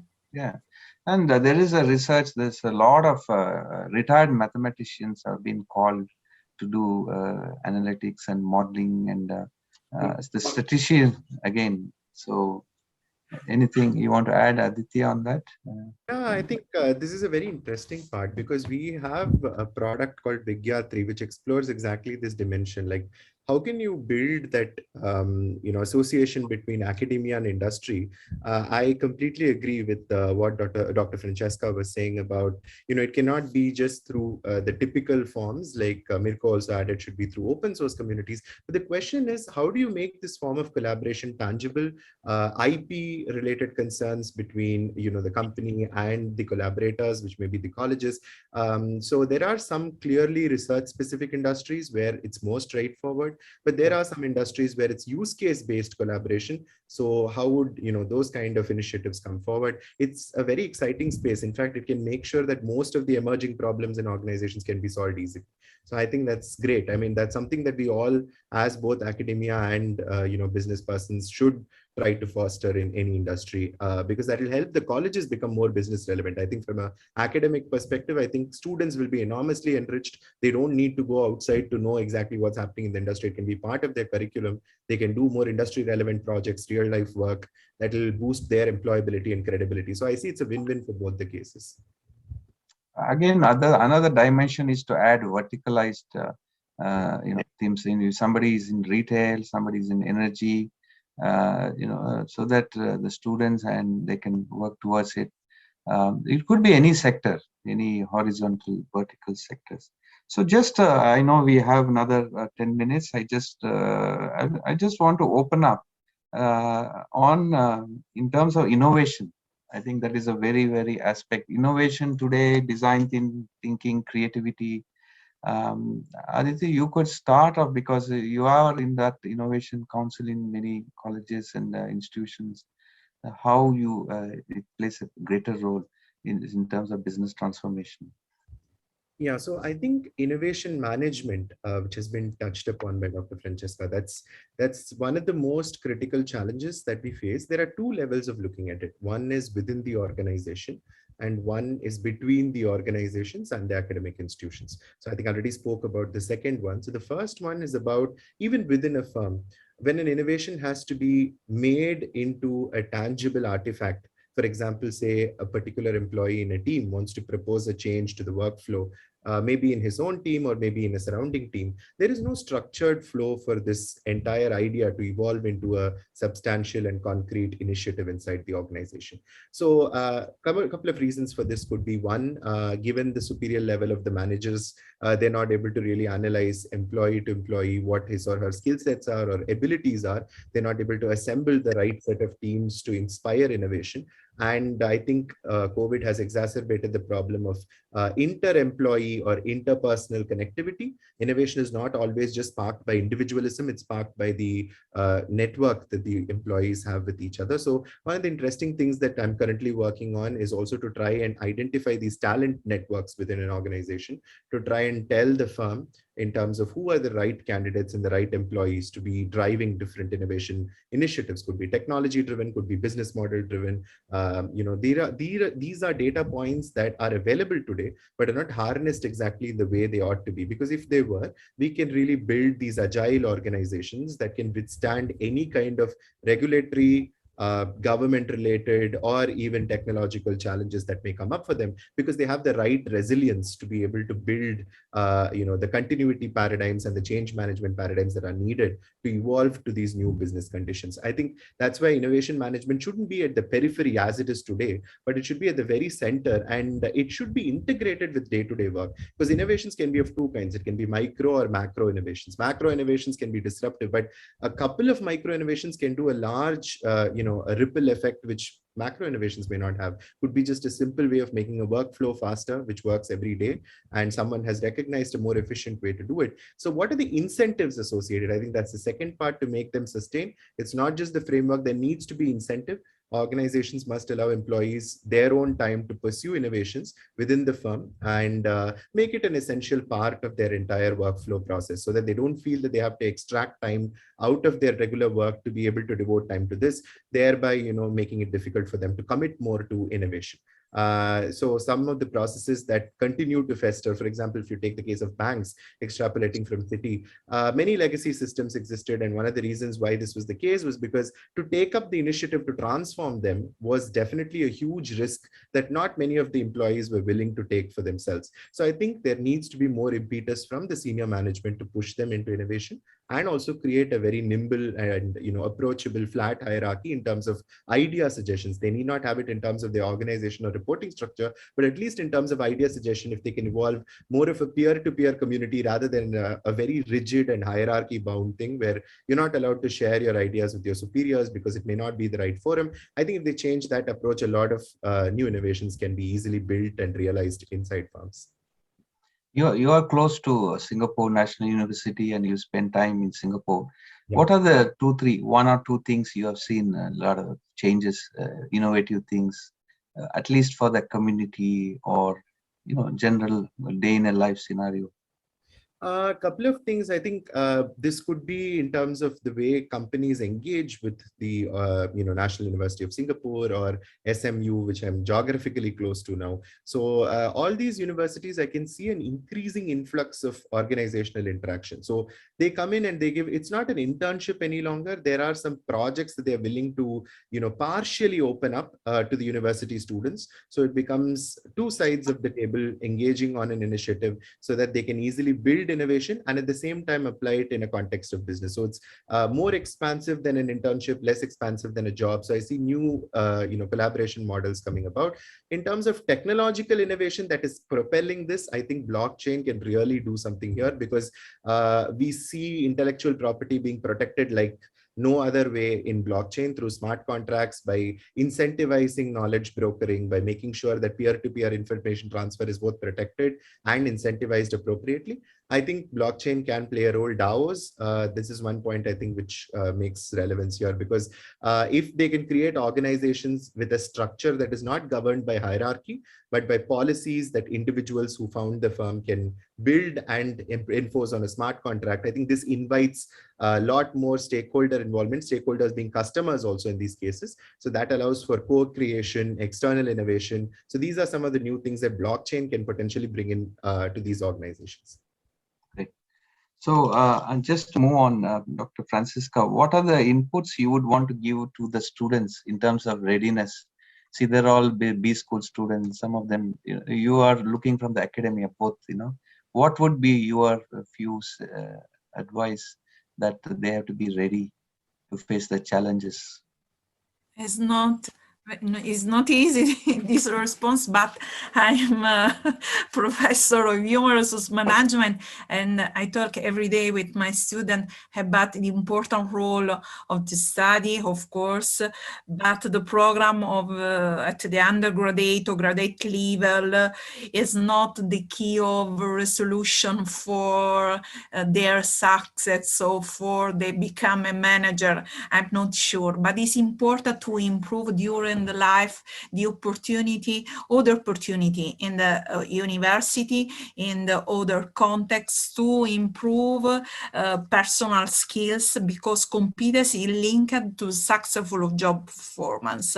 And the competence needed by human resource professional today, also for the future. And the connection with human resource, the study, the university, not only about the certificate, because I know, for example, in India, content, Pakistan, there are patent, many certificates. It's not the resolution or to achieve a great success in job, because it's necessary more aspect regarding human resource behavior, in particular soft skills, for example, emotional intelligence, resilience, creativity. Regarding this aspect, identify the relevant human resource leadership and behavior competence is a good first step for each student in the world, not only to study. Study is the first step, but it's necessary in the life to achieve the important result regarding other activity in the university, but also in other contexts. Okay. Mirko, do you want to add on, because you meet the university freshers, starter, being from the startup world, what are the things you think there's a gap still between academia and industry, and then how academia can get the readiness? That's what we are looking at. Okay. It's interesting, this question, because since 2-3 weeks ago, we spent a lot of time with Aditya trying to figure out that. So it's quite interesting. On my side, I think that there are a lot of gaps. I confirm that. And these gaps are both for the current model of academia and how governments are helping academia to change in a way of helping students understand the corporate world. So building studies that are more aligned to what are the corporate requirements now. And this cannot come just from the academia, because for doing this, you need money. And for example, my country, and Dr. Di Virgilio can confirm, is not investing that much in university. So this could be a big problem. On the other side, I think also students cannot just say universities are not helping us in that way. But I think that is required to students to understand even more during their studies how corporate world is changing, which are the profiles that corporate world is asking for, and try to learn and think according to this, trying to build their CV in a way that is not just, oh, I have good grades in all my examination and so on, but just to understand things and to prove to corporates that you are ready for what they need. One of the biggest challenge today, there is a shortage of tech people, data scientists, developers. We hear this every day. So the point is that try to adapt your capability, your skills according to this kind of requirement. I'm not saying that a business manager should become a developer, but at least and have some experience with analytics, being more involved in the role of bridging between tech and strategy. These are things that students have to do, because university won't change in the next 5 years, I think. So it will require more time. So it's more on students. So you cannot complain just about university. Yeah. So university can only give a platform, actually, the skeleton, you can say. I think it's up to us to build on it. And that's why that I always say 60% will come from university, 40% is what individuals will have to look at the world, look at the view of the world, and then develop those competencies and all that. And for example, sorry, things like what Aditya is doing in India is really valuable. So they are trying with Inlastro to cover this gap. So this is also providing space to new companies like the one from Aditya to helping guys adapting their knowledge to what are the needs from the market. Yeah. And also to highlight many, we call hyperscalers Googles of the world, Google, AWS, Azure's, they provide free certifications to the college students. And now on the diversity, they are also bringing women back to work who have taken a break. And there's plenty of opportunities. It's just a matter of connecting. And so last question, and I would also encourage the participants to ask questions, put in the Q&A. We can try and answer. So we have a couple of minutes. One last question. See, at the end of the day, we all want to be a good citizen, contribute to the world, right? And what are the things, CSR, and that is very important. We'll start with Dr. Francisco. Your views on ethical business, CSR, few points, couple of points, and then we will go around the table and hear from others. Yes, about the role in this period, I'm in a group that study about ethical code in public context in Italy, but I think the role of code of ethics is very important for ethical in sound corporate behavior, involve both internal and external actors. A specific ethical correct behavior by provide a set of guidelines and are accompanying self-regulation instrument. A summation does tangible and intangible elements that make any corporate entity distinct. But I think the ethic code is more in the world because, for example, in Italy, in 1991, the Italian Employees Federation put the drafting of shared ethical standard into practice, and the first code of ethics was adopted by Fiat, the largest automobile manufacturer in Italy. But then this activity, then this the first step, other major Italian companies from different industry, for example, Eni, Generali, Campari Group, adopt this ethical code. But I want to read the important because the future is about this approach. Ethical code is not a list of a particular aspect of behavior. In this company, I studied that the first article regarding human resource.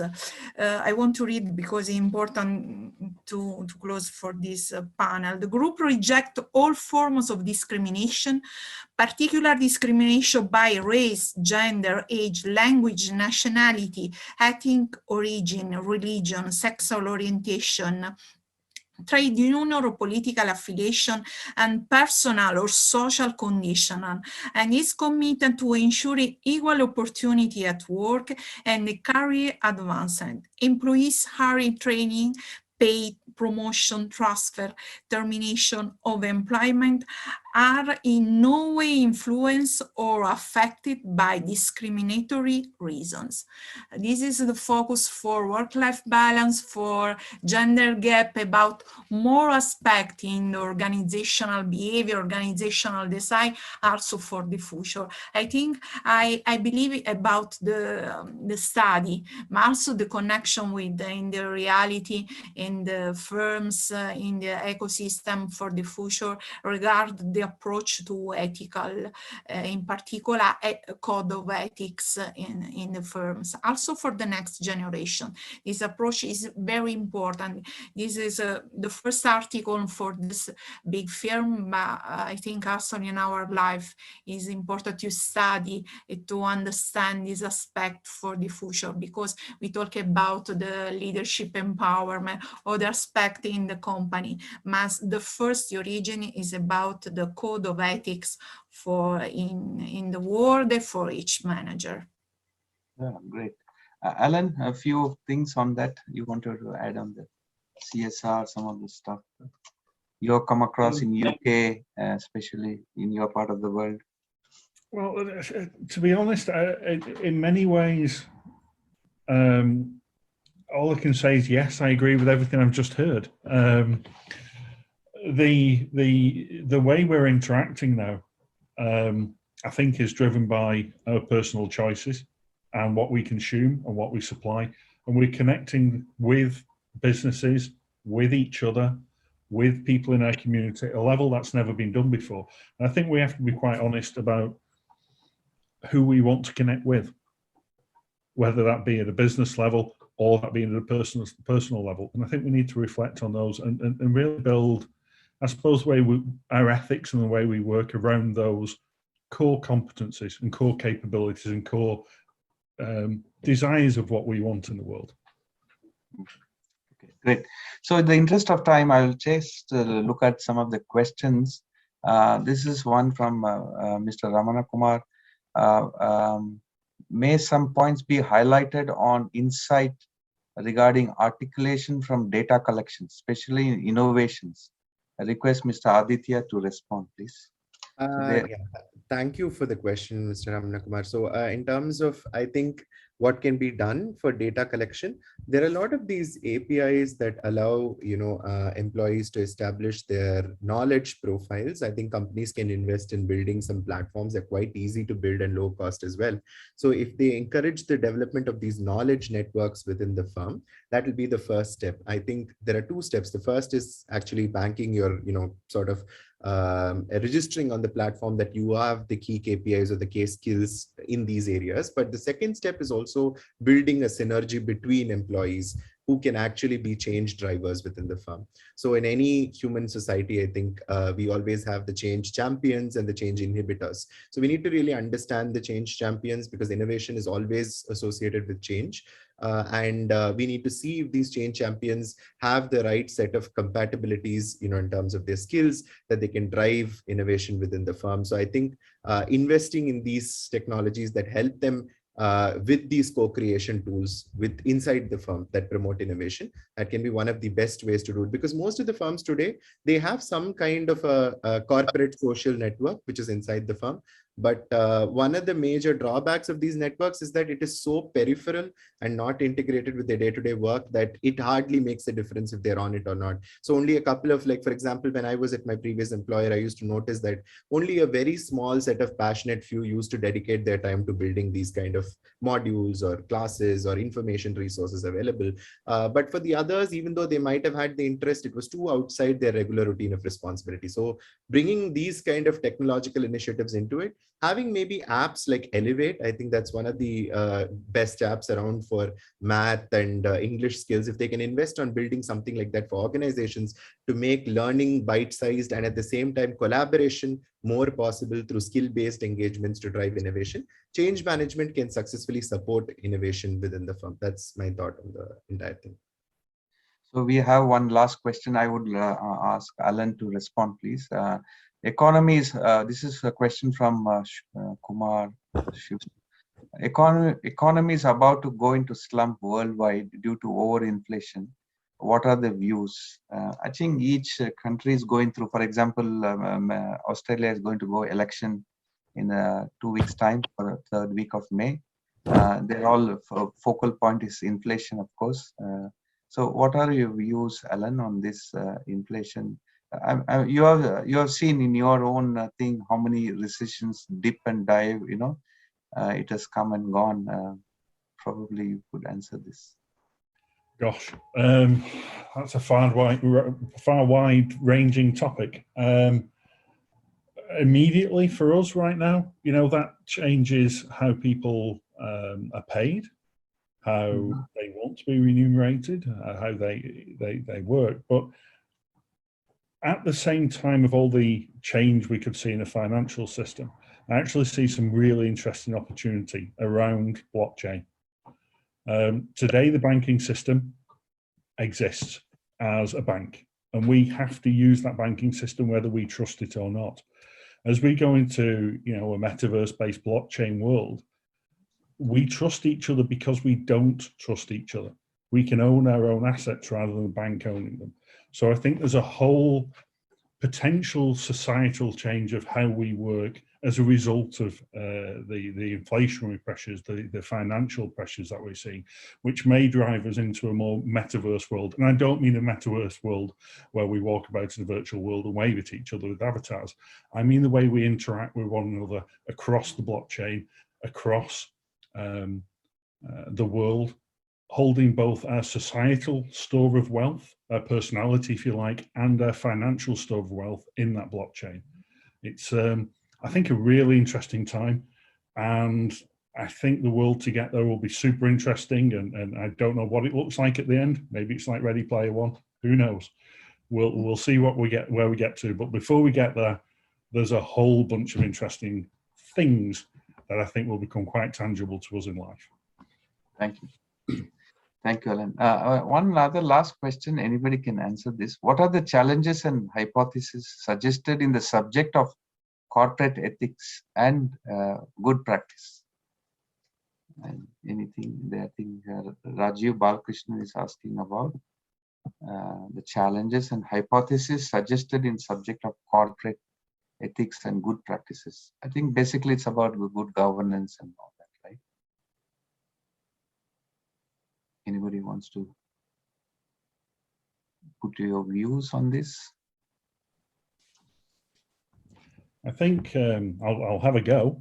I think fundamentally, you know, a company is driven by its need to seek profit. We have to look again out at that marketplace and see what our customers want us to do, how we seek that profit. You know, that defines the ethics of where our business should go. Now, if I put this into a real world right now, we can see that a huge amount of companies are turning away from Russia for obvious reasons. Some haven't. Now, within the market will respond to that. Maybe people won't shop at that supermarket that maintain a Russian presence. But this is the kind of the ethics that I think will shape and flow. As long as we can tie ourselves to the core ethics of a business and adopt to the changes around the world, whatever they be, I think that's what will govern corporate ethics ultimately. And I think, again, the blockchain makes a big difference here. Companies used to be coal companies because they used to be groups of people, communities effectively working towards a shared goal. I think we're going to see a lot more small startup-y type companies having more relevance in a blockchain world than maybe large companies do. Large companies could be aggregators of those people to make a bigger thing, but it's a very interesting flowing world, and we can choose how to influence the ethics of companies as a result of that. Yep. Thank you, Alan. I think that concludes. I will summarize because now, otherwise in 20 minutes time, I will doze off. It's almost 10:40 in Australia. And then likewise, we'll see Singapore is going to have dinner now. And then Alan and you yourself must have had your lunch, and India must be going to coffee and tea. So great conversation. I mean, it's a very, very big topic, to be honest. You know, we covered most of it. I think I really enjoyed from the panel, the experienced panel here, sitting in different continents. Thank you very much for the GIBS management to give us an opportunity on behalf of the panelists. Thank you. Thank you so much, sir, for this interesting panel discussion. Thank you, everyone. My heartfelt thanks to Francisca Ma'am, Mohan sir, Alan Dot sir, Aditya sir, and Mirko sir. Thank you so much for making it up. It was really interesting, and thank you so much for sharing your thoughts. And may I request Pratima to please propose the vote of thanks? Knowledge is like a garden. If it is not cultivated, it cannot be harvested. I, Pratima Iduri, on behalf of GIBS Business School and the entire fraternity of the institution, I extend a really hearty vote of thanks to our speakers, Dr. Francisco Di Virgilio, Mr. Aditya Samba Murthy, Mr. Alan Dodd, Mr. Mirko Vairo, and Mr. Mohan Kumar, moderator of the day, who spared time from your busiest schedule to grace the occasion. Today, we had an opportunity to hear your thoughts, and this will surely be going to encourage us in our future events. I extend my sincere thanks to all our associates, beloved students, all the participants, and the education fraternity for making today's session a resounding success. GIBS always believe in seeing is believing. I bet that you will love the state-of-art corporate infrastructure, and you will also love meeting the team of innovative minds as GIBS who believe in spreading the power of positivity. Looking forward to meeting all of you in person at our campus. Thanks to one and all. GIBS is known for knowledge sharing and its hospitality. Experience it by visiting our campus. I would like to announce a small important word. GIBS is inviting you to our next IRE talk on Storyteller by Mr. Rangaraj Bhattacharya, GIBS Finishing School faculty, co-founder and CEO by We Move Learning Solutions. You can watch the video of all the previous webinars in YouTube. This e-certificate of this webinar will be sent to your registered email ID by 7th of April 2022. Kindly follow us on all social media platforms, LinkedIn, Twitter, Telegram, Instagram, Facebook. Be with us always. Have a great evening. Stay safe, stay healthy. Thank you. Thank you. Thank you. Bye. Nice. Thank you, everyone. Hi. Bye, ma'am.